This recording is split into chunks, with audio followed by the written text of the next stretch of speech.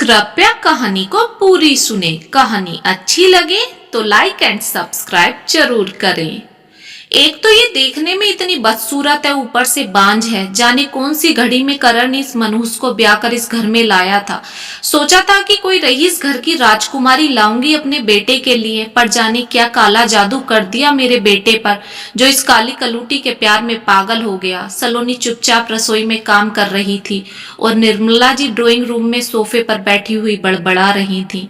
निर्मला जी का परिवार शहर के नामी रईस परिवारों में से एक था। बड़ी बेटी स्नेहा ने दिवाकर से लव मैरिज की थी। दिवाकर एक सड़क छाप आशिक था जो शादी के बाद घर जमाई बनकर निर्मला जी के घर में ही रह रहा था। दिवाकर को कुछ और आता जाता नहीं था, मगर मीठी बातें करके उसने निर्मला जी के दिल में अपने लिए एक खास जगह बना ली थी। निर्मला जी के पति जानकी प्रसाद जी को दिवाकर ज्यादा पसंद नहीं था, लेकिन जब बेटी शादी करके घर ले आई तो दामाद को धक्के देकर बाहर भी तो नहीं निकाला जा सकता था।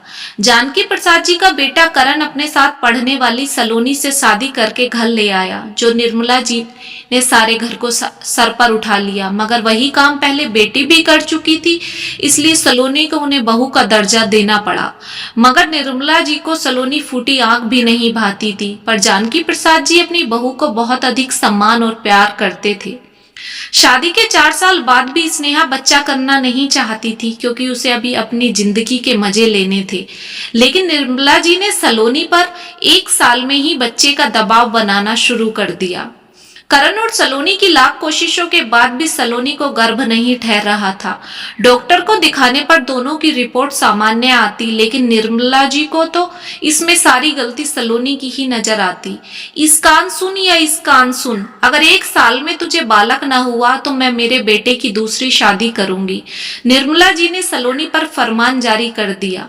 बेचारी सलोनी नौकरों की तरह सारा दिन घर का काम करती और भगवान पर भरोसा रखती, क्योंकि उसकी सारी रिपोर्ट नॉर्मल आती। कभी ना कभी उसे बच्चा जरूर होगा, लेकिन 1 साल में ही होगा इसकी क्या गारंटी थी।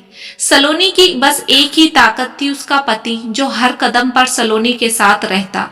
सलोनी कुछ दिन से महसूस कर रही थी जैसे दिवाकर सलोनी के आसपास ही मंडराता रहता है। बात बात पर सलोनी को छूने की कोशिश करता है और जानबूझकर सलोनी को कोहनी मारकर निकल जाता है। सलोनी की समझ में नहीं आ रहा था कि ये सलोनी का वहम है या दिवाकर जीजाजी ये सब जानबूझकर कर रहे हैं। इसलिए सलोनी ने किसी से भी इसकी शिकायत नहीं की।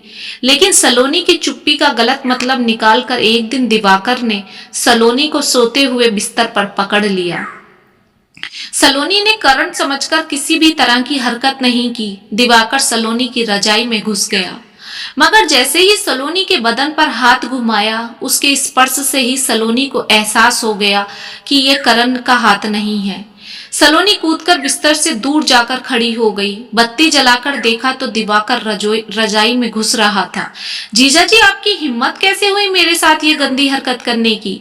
सलोनी ने गुस्से में चिल्लाते हुए बोला। सलज जी, एक बार सेवा का मौका दो, एक बार में ही बच्चा न ठहरे तो कहना। दिवाकर ने बेहद गंदी नजरों से सलोनी को ऊपर से नीचे देखते हुए बोला।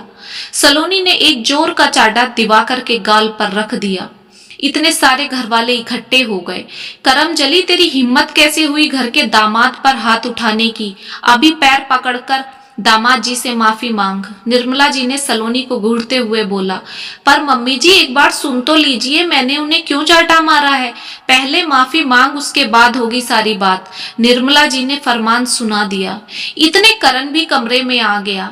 निर्मला एक बार सुन तो लो बहू की भी, सलोनी के ससुर जानकी प्रसाद जी ने बोला। सलोनी ने सारा माजरा सबको सुना दिया। हरामजादी, मेरे पति पर लांछन लगा रही है। जिसकी खुद की बीवी इतनी खूबसूरत हो, वो तेरे जैसी बेसूरती पर न डालेगा। स्नेहा ने सलोनी के बाल जोर से खींचते हुए बोला। दीदी, मेरी बात पर यकीन कीजिए, जीजाजी ने मेरे साथ गंदी हरकत की है। खबरदार स्नेहा, जो मेरी पत्नी को छुआ भी तो मैं सब कुछ बर्दाश्त कर सकता हूँ, मगर मेरी पत्नी की इज्जत पर कोई हाथ डाले ये मुझे मंजूर नहीं। करण ने दिवाकर का गिरेबान पकड़कर बोला, ठीक है, तो तुझे अगर अपनी पत्नी पर इतना भरोसा है तो इस घर में तेरे और तेरी पत्नी के लिए कोई जगह नहीं। निर्मला जी ने खून उतरती हुई आंखों से करण को देखते हुए बोला, ये घर मेरा है और इस घर में कौन रहेगा और कौन नहीं रहेगा इसका फैसला मैं करूंगा। जानकी प्रसाद जी ने निर्मला जी की तरफ देखते हुए बोला, इस घर पर सिर्फ सलोनी का अधिकार है। दिवाकर और स्नेहा को ये घर छोड़कर जाना पड़ेगा। आगे से मैं अपनी बहू की इज्जत को खतरे में नहीं डालना चाहता। बहुत दिन हो गए मुफ्त की रोटियां तोड़ ली, अब कुछ काम करके भी खाना सीख लो। जानकी प्रसाद जी ने दिवाकर की तरफ देखते हुए बोला। निर्मला जी कुछ बोलना चाहती थी मगर जानकी प्रसाद जी ने हाथ उठाकर उन्हें चुप कर दिया। दिवाकर और स्नेहा को घर छोड़कर जाना पड़ा। कुछ ही दिन बाद सलोनी का पैर भारी हो गया, जिससे निर्मला जी के मन में भी सलोनी को लेकर थोड़ी सी जगह बननी शुरू हो गई।